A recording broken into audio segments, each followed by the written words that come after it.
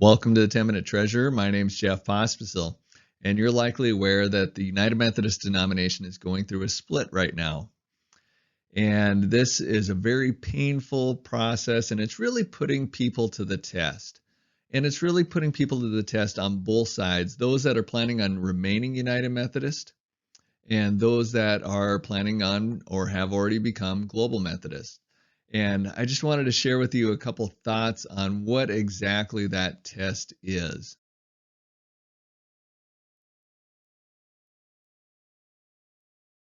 So what exactly is this test?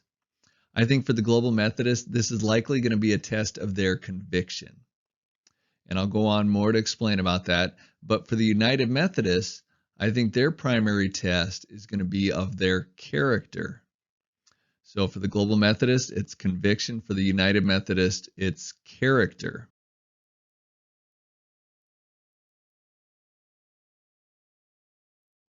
For those churches and pastors that believe that the Global Methodist denomination is a better fit for them, they have a problem. And that problem is, by default, they're United Methodist, and it is a challenge to leave the United Methodist denomination.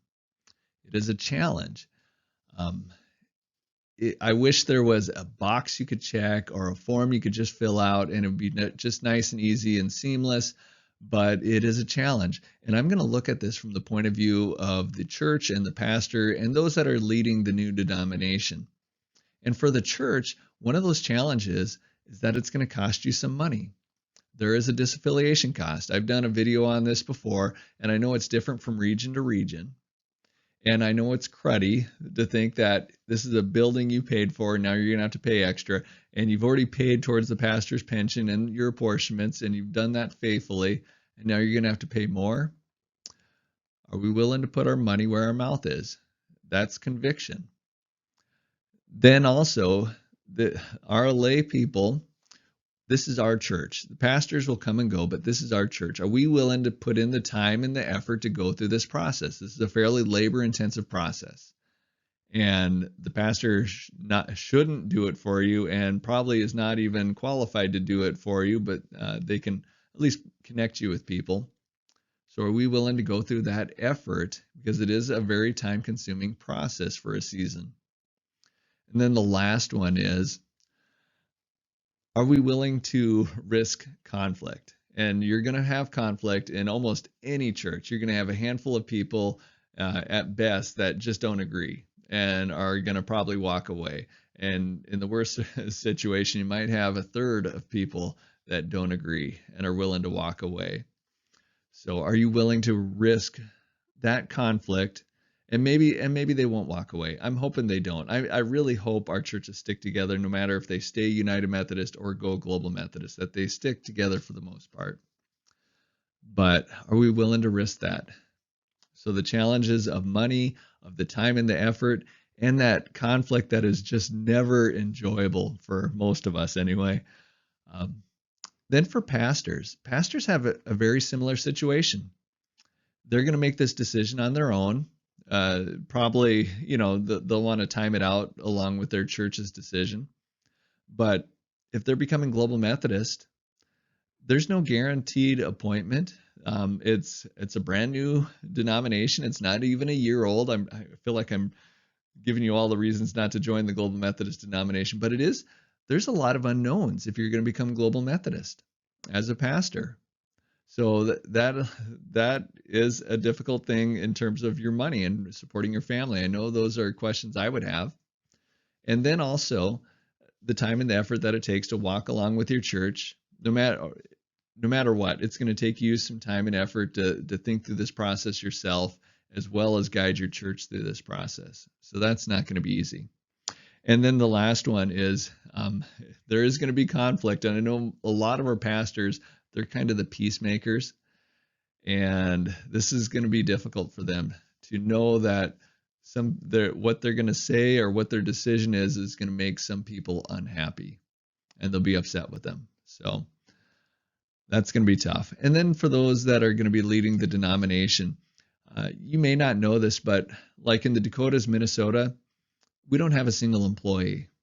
Anybody that's ever went out to a church or that's putting on the website or that's anything that's coming from there, it's all volunteer led.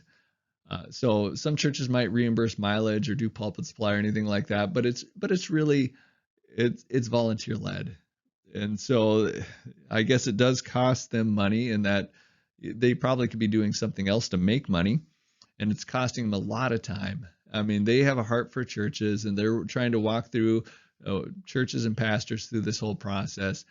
And guess what? They're also taking the brunt of the criticism. So they are bringing on conflict. They know that by going to a church, even though the church has invited them, that's going to invite criticism. I know that when I make some of my videos that people are not going to be happy. And I try to do it as delicately and as gently as I can. I never try to, I don't try to bash anybody or mislead anybody. But I know that even trying to do it gently, you're going to bring on conflict.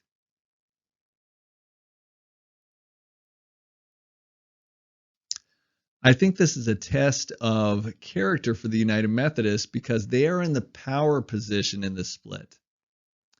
They hold all the cards. And what do I mean by that? Well, think of a church.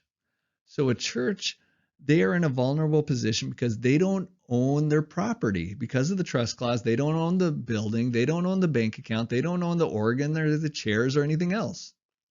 And then if they want to leave, they can't just negotiate it. The denomination has defined the process. So they can determine how easy or onerous this process is. They can determine how cheap or expensive it is. They could even make it impossible. So the church is in a very vulnerable position. And the churches that I've worked with, they're just very wary of what the conference is doing and what the denomination is doing because of this power imbalance. They just are afraid that maybe they'll be taken advantage of because of their vulnerability. And if the churches think they're vulnerable, think about the pastor, because the denomination hires, fires, retires, disciplines, and moves those pastors. So they're in a very vulnerable position. And I know many of them are, fearful. If they are considering leaving the United Methodist denomination, they're fearful that they may be punished. And so they won't tell anybody. They just feel very fearful. So I'm going to look at this from the point of view of a pastor planning on remaining United Methodist, as well as for those denominational leaders. So for a pastor planning to remain United Methodist, the test of character is, will you inform at least the leadership of what's going on in the denomination, that there is a choice? As a layperson, I know I often didn't pay attention to what was going on in the denomination. And I really depended on the pastor to let me know of anything that was important going on. And so that's an important role for the pastor, at least to inform the leadership, not necessarily the whole congregation, but at least the leadership. And then to trust them. These are people that you're discipling. Will you trust them to make a good decision, to go through any kind of process? And maybe it's quickly to say, yep, we're United Methodist, we're staying. And I believe the vast majority of churches will remain United Methodist. But are you even open to them leaving then? Are you open to them saying, I want to become a Global Methodist, or I want to leave the denomination, maybe become independent? So the pastor, again, is in kind of a powerful position because the information they have and the control that they have over the agenda of the administrative council and over even the whole process. So that is the test of character for a pastor planning on remaining. For denominational leaders, I think it's much the same way. The denomination can easily inform all of our churches of what's going on in the denomination and let them know that they do have the option to leave, that there is a split happening. Do they trust their churches, the laity of the churches, to actually go through the information and sift out fact from fiction, from exaggeration? And are they open to them making a decision that is possibly to leave the United Methodist denomination? And one last one I'm going to add is I think this is a test of character to remain benevolent. And I'm speaking mainly for the Dakotas UMC, which has been extraordinarily benevolent. I'm very proud to have served in the Dakotas UMC. Their district superintendents and everybody have acted very honorably throughout this whole process, throughout this whole season. So I'm very proud of how they have conducted themselves. But it is a decision to remain benevolent because of this power imbalance.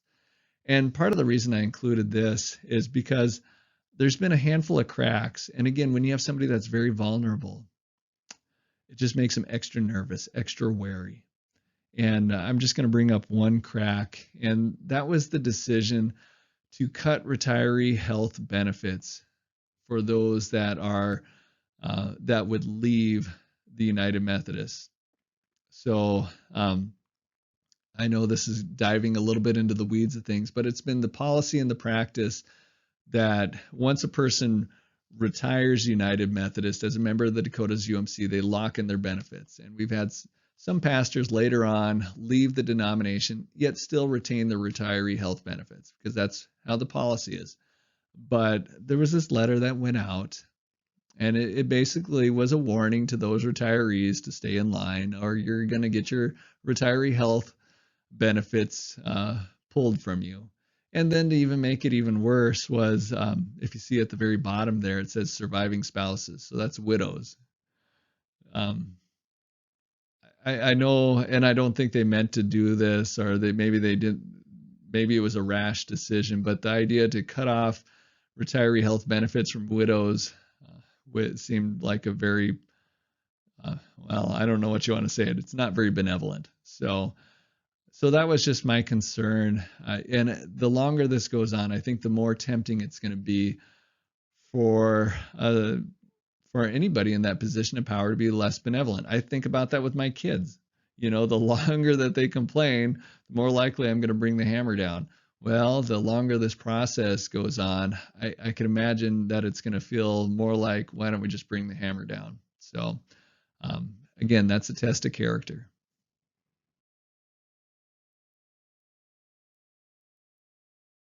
All right, so that brings us to the end. I hope this was beneficial. I don't know if it was. This is just what I've been thinking about. By the way, I'll just add this in there. Global Methodists are being tested on their character too. That's just not their main test. And United Methodists are being tested on their conviction too. That's just not their main test. So I do want to acknowledge that. And I'm going to put in a couple of links that I think are helpful for those that are wanting to know more about what's going on in the denomination and to actually look more into this whole process. All right, till next time, God bless.